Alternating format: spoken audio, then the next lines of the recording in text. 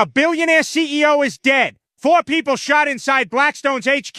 And the media's talking about the NFL? Nah, you ain't crazy. They're covering it up. Because when the internet laughed, memed it, and called it Luigi, they realized this wasn't just tragedy, it was a fucking signal. A message from the broke, from the ignored, from the generation that's done watching billionaires die of old age. So why aren't they saying her name? Because if they tell the truth that Wesley LePatner was a high-ranking, high-profile real estate exec, they gotta admit something way bigger, that this system made people numb, that Wall Street deaths don't hit like they used to, that we're not sad anymore, we're just watching the scoreboard. So let's break down why they're barely saying her name, and when they do, it's like Blackstone employee, respected mom, tragic loss, cool. But who was she? She was the fastest-kicking CEO of Bright. Exactly. Not some middle manager, not someone grabbing a coffee in the lobby. She ran a $53 billion real estate trust. That's not an employee, that's a power broker. So why downplay it? Because if people knew what Bright really does, they'd stop calling it a tragedy and start calling it blowback. Bright Blackstone Real Estate Income Trust was founded in 2017. They've spent the last 8 years swallowing the housing market like a fast-kicking void. We're talking $105 billion worth of homes ripped off the market, bought in bulk with cash, no negotiation. You try to put in a mortgage offer, they outbid you in seconds. You're not competing against families anymore. You're competing against Wall Street with a war chest, and they don't sell. They don't flip them. They don't resell. They hoard the homes and turn every single one into permanent rental inventory. So now, that house you dreamed of buying, you're paying double to rent it from a private equity firm. And guess who sets the rent price?